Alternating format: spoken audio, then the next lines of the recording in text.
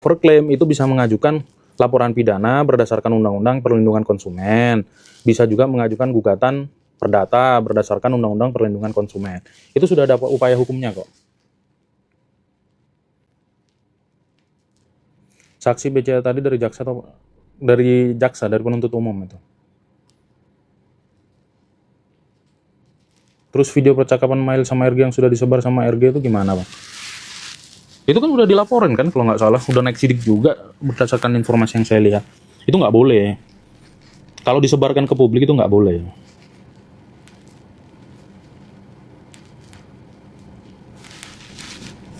Kan ada saksi yang memiliki penasihat hukum yang sama, gimana tuh Bang? Ya nggak gimana-gimana. Nggak gimana-gimana.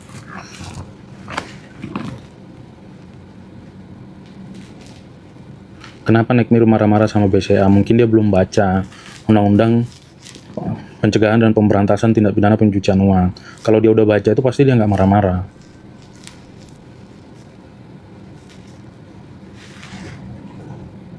Kak, hukum pewaris pengganti, dikaya apa kuat Kak? Ya, ahli waris pengganti itu wajib. Kalau orang tuanya sebagai ahli waris meninggal, ya ahli waris penggantinya anak-anaknya. Ya kuat lah, itu diakui kedudukan hukum ahli waris pengganti. Bang, kan nggak ada transfer ke BCA Bang, kok BCA jadi saksi? Saya nggak tahu ya, apakah ada transfer atau enggak. Jadi teman-teman jangan terfokus, kan yang 2M ditransfer ke developer, 2M lagi cash. Justru yang sekarang yang diduga sama penyidik itu dan kemudian penuntut umum itu kan berarti mereka menduga duit 2M yang cash itu disetorkan ke rekening. Gitu loh. Itulah yang sedang mereka cari. Aku yakin nggak cuma yang rekening BCA itu yang ini. Atau mungkin ini mungkin aja ya.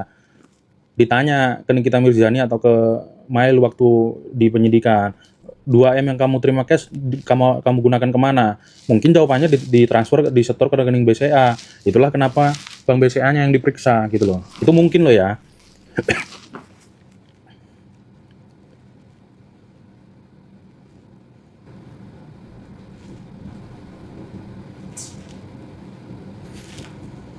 Itu tadi udah saya jelaskan ya soal BCA. Ini mungkin analisis saya, uang 2M yang diserahkan secara cash itu kemungkinan besar disetorkan ke rekening BCA. Makanya rekening BCA-nya itu yang diminta oleh penyidik untuk diserahkan ke mereka.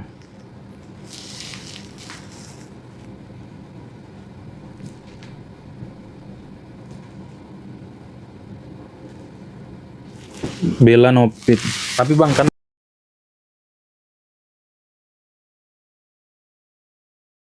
ini dijadikan tersangka bukan karena TPPU tapi karena pencemaran nama baik. Nah, ini korban yang nggak melihat secara utuh. Justru Nikita Mirzani itu bukan ditetapkan tersangka pencemaran nama baik, bukan.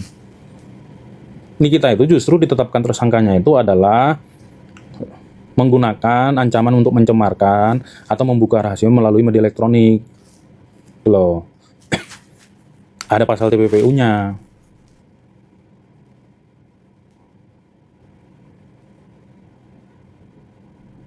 Kok TPPU sih masih dipakai lah, undang-undangnya masih berlaku.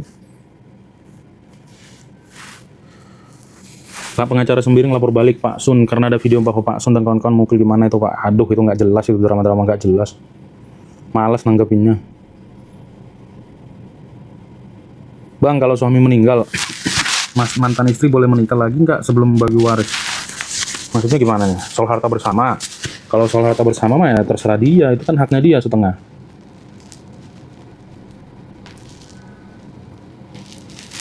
Tidak Bang, 2M ditransfer ke iya. Rekening BCA-nya dia tuh diperiksa. Kan saya udah bilang, dugaan saya, analisis saya, uang 2M cash itulah yang sedang dicari oleh penyidik. Kenapa rekening BCA-nya yang diperiksa? Kemungkinan besar, analisis saya ya, dugaan saya, penyidik nanya ke Mail atau nanya ke Nikmir, duit 2M yang diterima secara cash itu diapain, dikemanain, gitu loh. Kemungkinan ada yang menjawab, disetorkan ke rekening BCA. Itulah kenapa BCA yang dipanggil, gitu loh.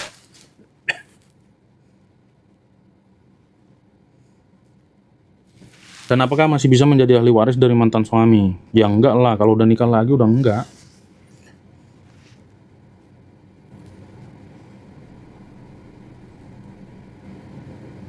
Bang, lo dukung RG apa enggak dukung siapa-siapa, mendukung penegakan hukum.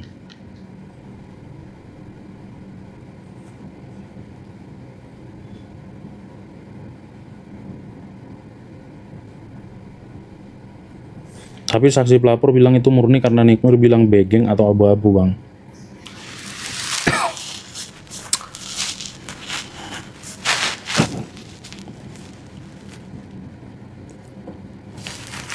Maaf ya Bang, awam hukum, nggak apa-apa. Aman aja. Saya itu niatnya memang memberikan edukasi hukum biar masyarakat tambah pemahaman hukumnya. Kalau harta bawaan suami itu istri nggak berhak. Kalau harta bersama berhak, ya. Harta bawaan suami itu ke anak-anaknya.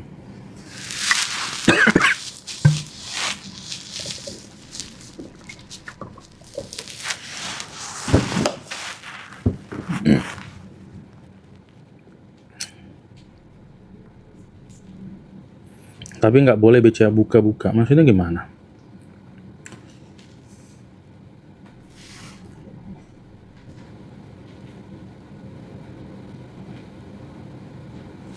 Keterangan BAP dan kesaksian pelapor itu berbeda, Bang. Jadi bingung itu loh, jadi aneh. Kawan-kawan sekalian, keterangan yang mengikat bagi hakim itu adalah apa yang saksi terangkan di sidang pengadilan. Jadi yang mengikat itu yang ada di dalam pemeriksaan di persidangan, oke? Tetapi kalau ada keterangan saksi yang berbeda antara di BAP dengan di persidangan, majelis hakim wajib untuk menanyakan perbedaan itu, dan perbedaan itu wajib untuk dicatatkan, oke? Itu yang harus teman-teman pahami. Kalau dia mau beda pun, mau apapun terserah dia. Yang mengikat itu keterangan yang disampaikan di persidangan. Tetapi perbedaan keterangan itu wajib untuk ditanyakan majelis dan wajib untuk dicatatkan, begitu. Abangnya pusing mau jawab, maaf ya Bang. Nggak apa-apa, bukan pusing. Saya nggak ada pusing sama sekali untuk ngejawab pertanyaan itu. Harta bersama maksudnya gimana, Bang? Harta bersama itu dalam konsep hukum perkawinan adalah harta yang diperoleh selama masa perkawinan yang sah. Oke?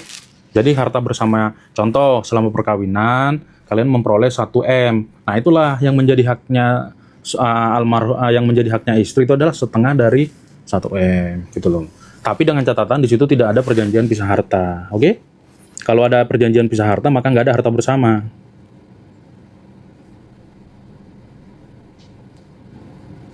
Endorse sama diskon rumah itu sama nggak sih Bang? Ya beda lah. Diskon itu kan semua orang bisa dapat. Kalau endorse itu kan ada feedback yang harus diberikan untuk memperoleh endorse itu. Sabar Bang, kalau ada yang bahas-bahas ya nggak apa-apa lah. Mereka kan mungkin awam ya, tidak paham aturannya. Jadi kita mesti jelaskan juga biar mereka mendapatkan pemahaman baru, insight baru gitu.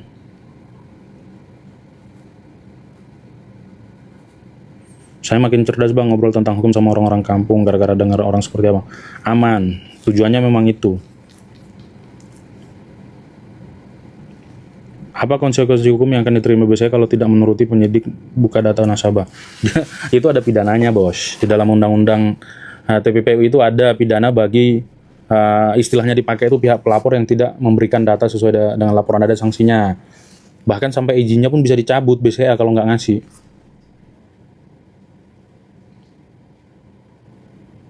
Berarti ada celah cacat hukum ya Bang kalau nggak ketemu perbedaannya di mana. Berarti ada celah cacat hukum ya Bang kalau nggak ketemu perbedaannya di mana. Gini, soal perbedaan keterangan di BAP dan di persidangan, kenapa hakim wajib untuk menanyakan? Itu untuk mencari tahu kenapa ada perbedaan itu. Gitu loh. Itu makanya wajib dicatatkan. Bahkan kalau dalam perkara korupsi, kalau teman-teman lihat, ada saksi yang berubah keterangan, itu bisa dijadikan tersangka loh. Kalau KPK-nya menganggap keterangannya itu keterangan palsu gitu loh. Kan udah pernah itu, kasus EKTP kalau nggak salah. Saksi mengubah keterangan, dianggapnya memberikan keterangan palsu, ditetapkan tersangka. Diajukan di persidangan, terbukti. Tapi hakimnya tidur Bang, nggak dengerin. Menutup mata itu tidak berarti tidur loh. Kalau yang kerja istrinya gimana? Nggak ada urusan. Yang penting prinsipnya harta bersama, tidak ada perjanjian pisah harta, itu menjadi hak bersama. Berarti kemarin kan RG bersaksi kesepakatan nggak ada pemerasan. Setahu saya keterangannya nggak begitu ya. Setahu saya.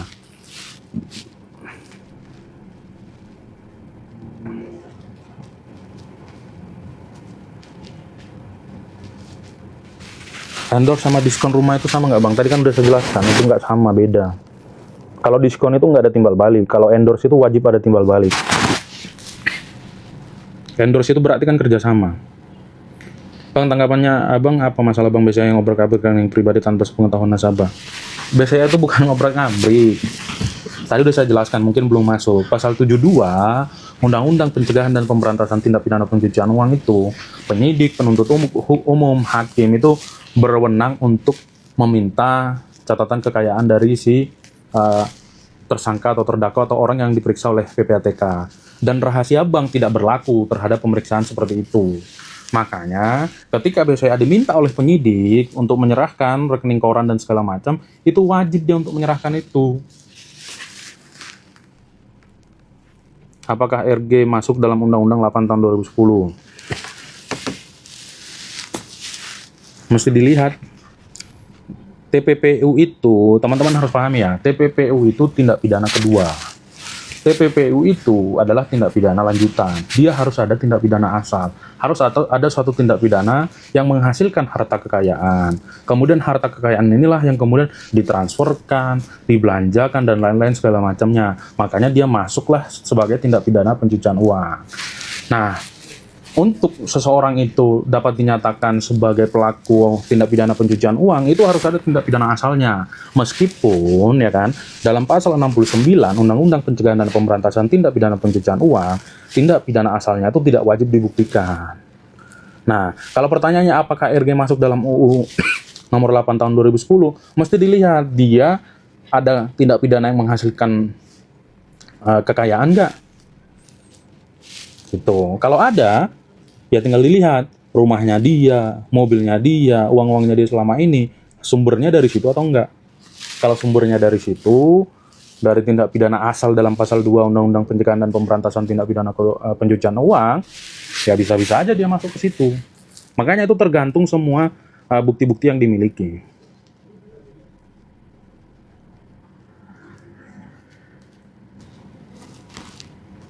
Karena tadi Niki bilang katanya endorse, padahal kata saksi tadi bukan endorse. Ya itulah, itu kan perbedaan pemahaman kan.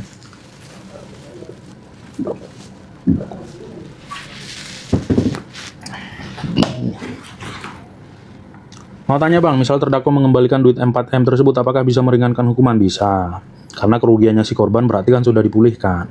Itu menjadi hal yang meringankan buat terdakwa. Tapi kalau dia kembalikan, itu berarti dia mengakui dia melakukan tindak pidana kan, jadinya. Hakimnya nggak bertanya tapi bang, hakimnya bobo. Ya hakimnya memang nggak wajib bertanya kok, karena yang wajib membuktikan itu kan penuntut umum. Tapi kalau dalam terkait TPPU-nya, Nikmir yang wajib untuk membuktikan, itu. Oke, kawan-kawan?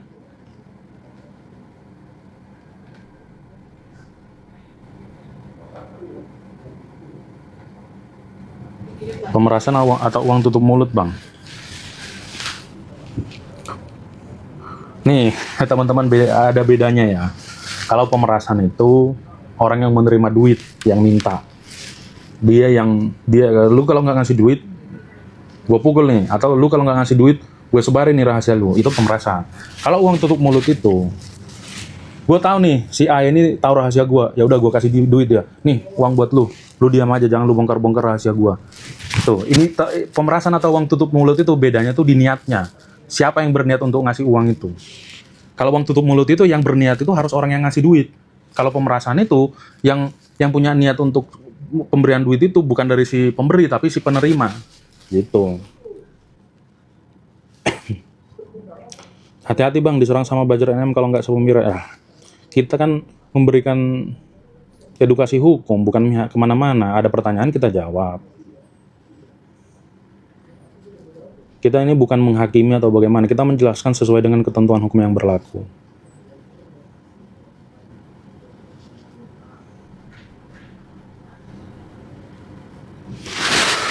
Ada jual produk overclaim. Kalau dia ada jual produk overclaim, itu memenuhi ketentuan di dalam Undang-Undang Perlindungan Konsumen. Jadi dia patut diduga melakukan tindak pidana yang diatur di dalam Undang-Undang Perlindungan Konsumen. Kalau kemudian itu dia mendapatkan kekayaan dari situ, ya dia bisa masuk ke TPPU nanti.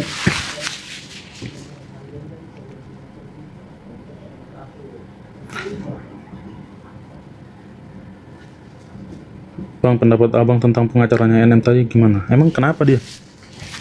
Bahas saksi BCA tadi udah saya jelasin. BCA menyerahkan rekening koran itu sah sesuai dengan ketentuan pasal 72 Undang-Undang Pencegahan dan Pemberantasan Tindak Pidana Pencucian Uang.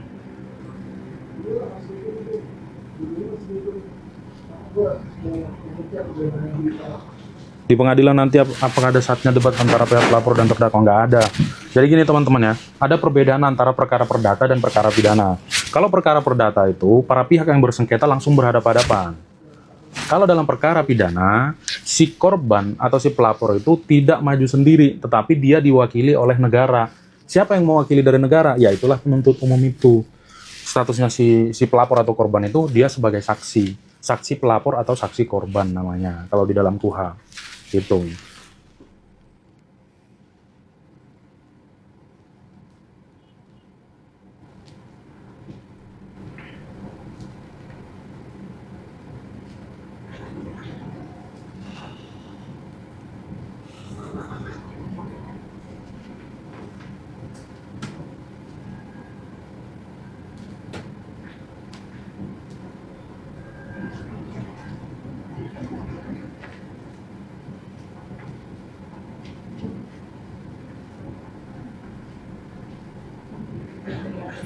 Tapi dalam hal ini kan si terduga tidak pernah melaporkan produk yang menurut MM berbahaya. Ya disitulah sebenarnya ininya ya, menurut saya tuh disitulah letak kalau si NM bilang dia melindungi masyarakat, enggak juga. Karena dia secara nyata tidak pernah melaporkan informasi yang dia dapat ke aparat penegak hukum.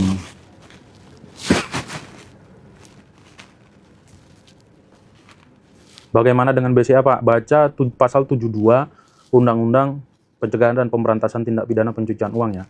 Pasal 72. Ini mungkin saya ini aja, saya pin. Bentar, saya pin aja biar teman-teman bisa langsung baca.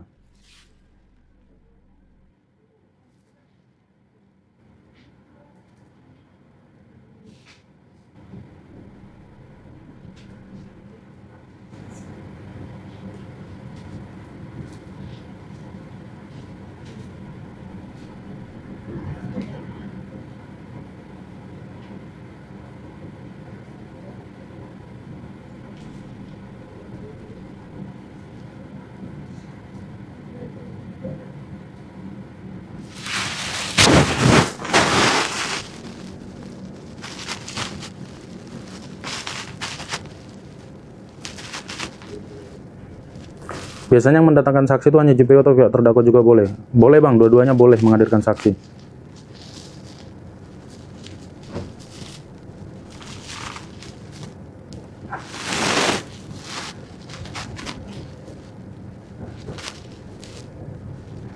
Menurut Abang, NM bakal terbukti salah nggak Bang?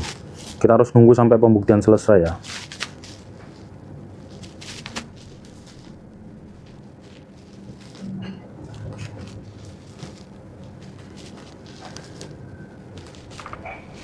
Tapi kenapa pihak sana nggak terima ya Pak? Kalau waktu, ya mungkin mereka belum baca itu undang-undang TPPU. Bang, jelasin pasal 369 dong. 369 itu hampir sama dengan undang-undang ITE, cuman bedanya kalau undang-undang ITE itu dia menggunakan beli elektronik, sedangkan kalau 369 itu konvensional. Jadi intinya 369 itu adalah dia menggunakan ancaman ya. Ancaman mencemarkan atau membuka rahasia. Nih ya. Saya bacakan secara lengkap. Pasal 369, barang siapa dengan maksud untuk menguntungkan diri sendiri atau orang lain secara melawan hukum dengan ancaman pencemaran baik dengan lisan maupun tulisan atau dengan ancaman akan membuka rahasia, memaksa seorang supaya memberikan barang sesuatu yang seluruhnya atau sebagian kepunyaan orang itu atau orang lain, atau supaya membuat hutang atau menghapuskan piutang. Itu. Pasalnya rumusannya hampir sama dengan undang-undang ITE-nya, tapi bedanya satu menggunakan media elektronik. Makanya kalau teman-teman perhatikan dakwaannya itu menggunakan atau Undang-Undang ITE atau pasal 369 KUHP gitu.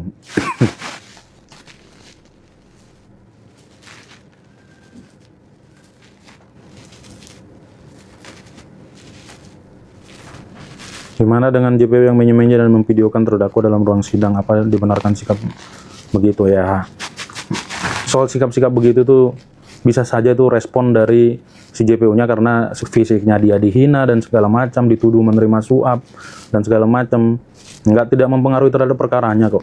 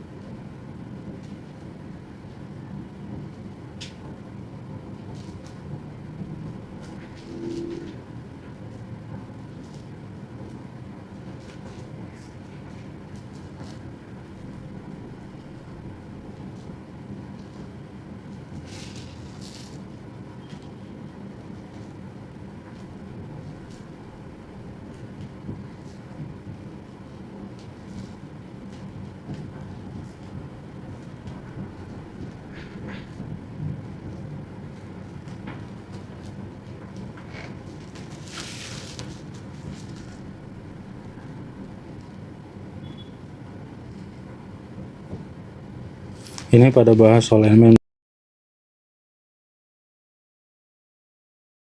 doktrin. Aku boleh tanya bang? Boleh.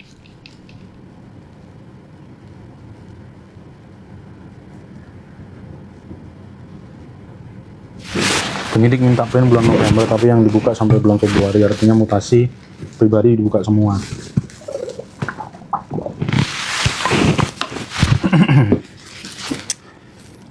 Makanya nanti mesti dicek itu surat dari penyidik, permintaan penyidik. Kalau harta bawaan masih kredit terus lunas sama pasangan yang sekarang, ya nanti yang dilunasin sama yang sekarang yang dihitung sebagai harta bersama. Contoh nih, sisa cicilannya 300 juta, ya 300 jutanya itu sebagai harta bersama. Berarti JPU kalau berada di pihak pelapor sah aja ya bang, karena negara mewakili pelapor. Iya. Makanya kalau dibilang JPU netral itu nggak mungkin lah. Dia kan harus melindungi pelapor atau korban. Karena si korban di persidangan dia tidak membela dirinya. Dia diwakili oleh negara, pelapor atau diwakili oleh penuntut umum itu. JPU itu yang nggak boleh itu kalau menerima sesuatu menerima hadiah atau janji dari si korban atau pelapor, itu baru nggak boleh.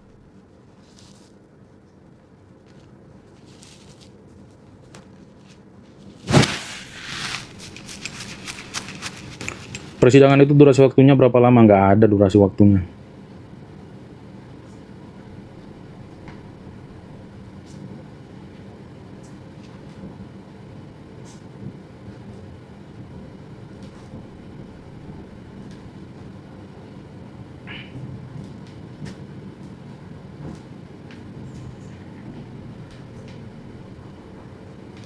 Tapi bang, saksi pelapor kan bisa jadi juga bersalah. Apakah JPU bisa nuntut balik pelapor jika bersalah? Enggak lah. Jadi teman-teman, ke perkara pidana itu yang dinyatakan bersalah atau tidak bersalah itu ya terdakwa. Saksi pelapor itu kalau dalam proses pemeriksaan perkara pidana, ya dia bukan dibuktikan bersalah atau tidak bersalah, gitu. Yang ngecek surat penyidik ke BC siapa bang? Ya ininya lah, Nikita Mirzani dan PH-nya lah minta ke hakim kalau nggak ada dalam berkas.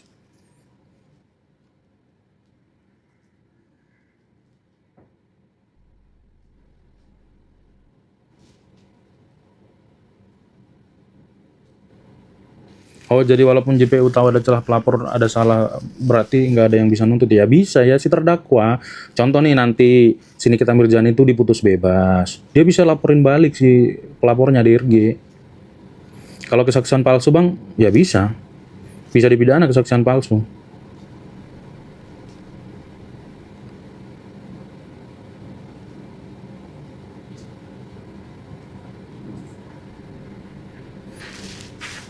Dari segi sudut pandang kasusnya itu kayak mana ke depannya bang? Masih inilah, masih nunggu proses pembuktian lah. Ini belum. Kalau hakim dan JPU terbukti suap, hakim JPU terbukti suap belum tentu putusannya salah kan? Kalau hakim dan JPU terbukti suap ya bukan juga berarti putusannya menjadi tidak sah atau batal. Harus mengajukan upaya hukum gitu.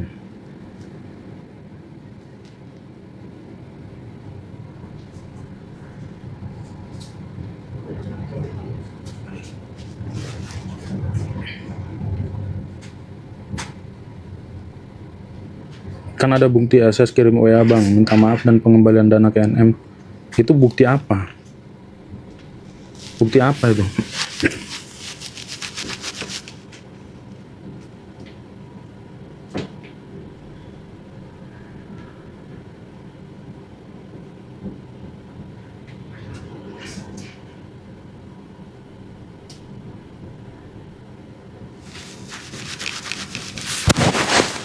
Abang di daerah mana? Jakarta, Kuningan.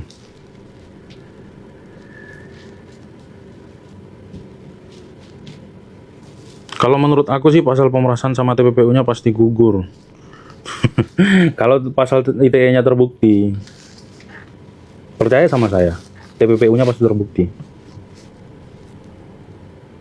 Ya, karena apa? Tindak pidana asal TPPU-nya itu adalah tindak pidana yang didakwakan ke satu atau kedua.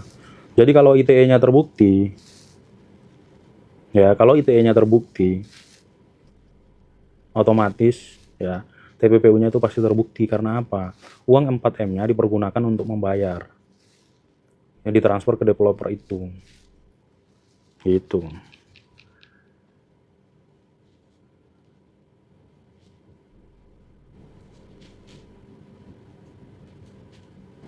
Tapi nggak diminta sekarang, malah kalau katanya diperas 350, sedangkan emang nggak minta.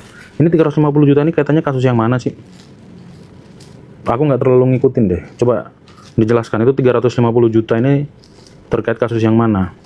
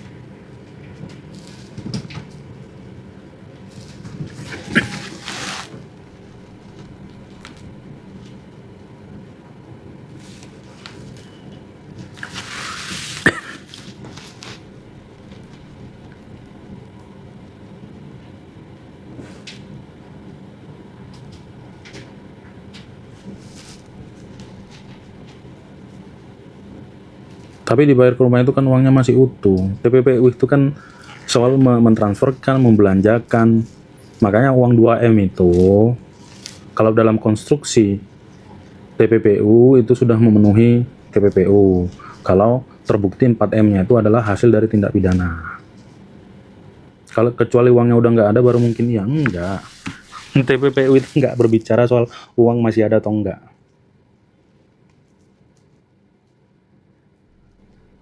Buat bayar pendemo 350 juta diminta dari SS karena NM sudah keluarin dana segitu buat demo. Buset dah. Jadi maksudnya gimana nih? Si NM bayar uang, bayar orang untuk demo. Demo siapa? Demo si SS. Ya itu malah nggak karu-karuan itu nantinya. Berarti kan dia menggunakan, udah jelas-jelas ancaman lah kalau itu sampai bayar pendemo untuk demo SS.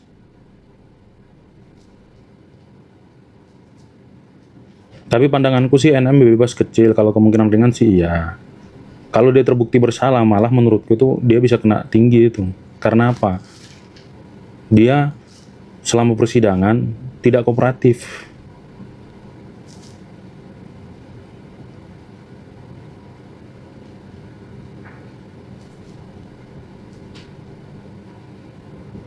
Itu soal SS dan Iza Zega ini udah beda kasus lah, bukan kasus yang sedang disidangkan, nggak nyambung.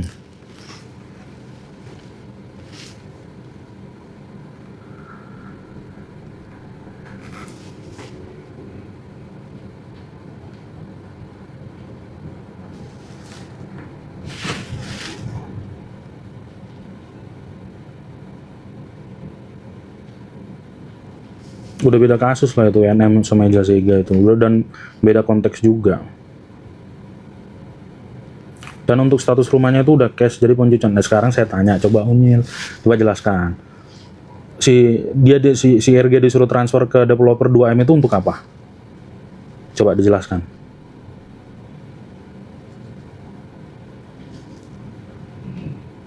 Ya coba dijelaskan.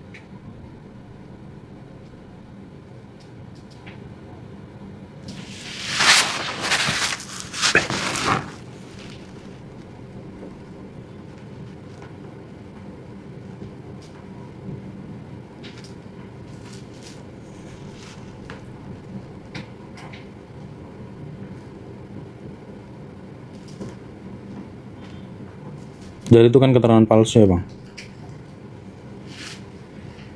Lebih kepada bukan keterangan palsu.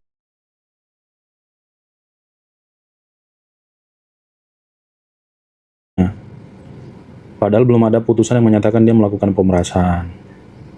Ya toh? Harusnya si SS itu kalau merasa dia diperas laporin ke kepolisian.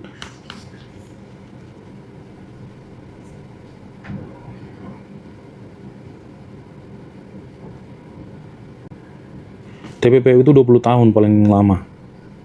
TPPU.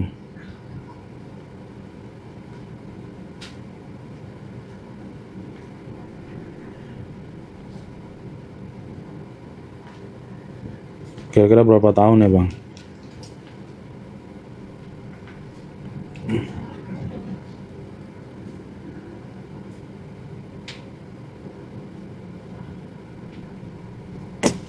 Iya, harusnya si PH-nya tuh mengingatkan supaya kooperatif. Dan teman-teman harus ingat, dia sini kita Mirzani kan dulu udah pernah dipidana kalau nggak salah. Terkait kasus penganiayaan kalau nggak salah. Dia kena 5 bulan atau berapa bulan gitu. Itu juga, dia itu bisa dianggap sebagai residivis loh. Sudah pernah dipidana, maka dia dapat dikenakan hukuman tambahan.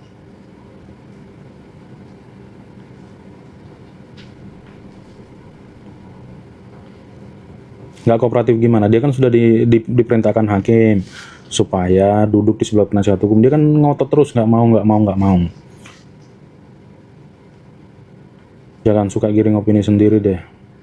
Siapa juga yang giring opini?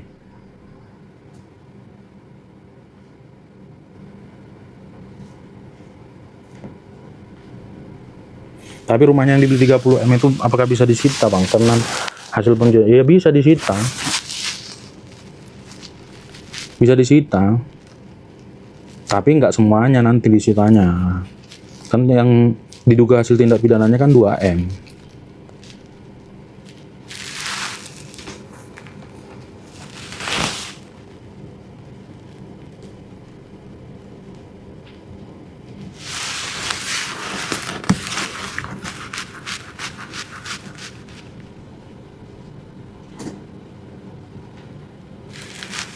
Selamat sore bang, selamat sore.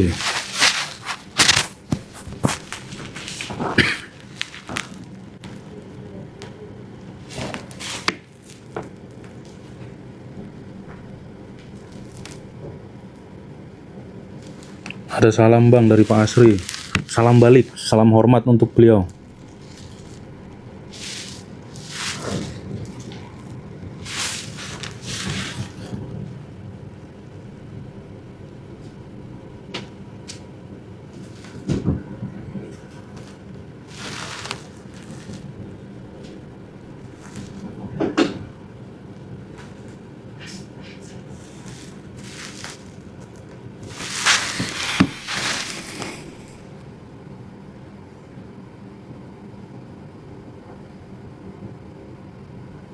Udah lunas bang, tapi saksi developer bilang ada transferan atas nama RG. Waduh, makanya nanti itu yang harus dibuktikan. Kenapa dia suruh transfer ke developer?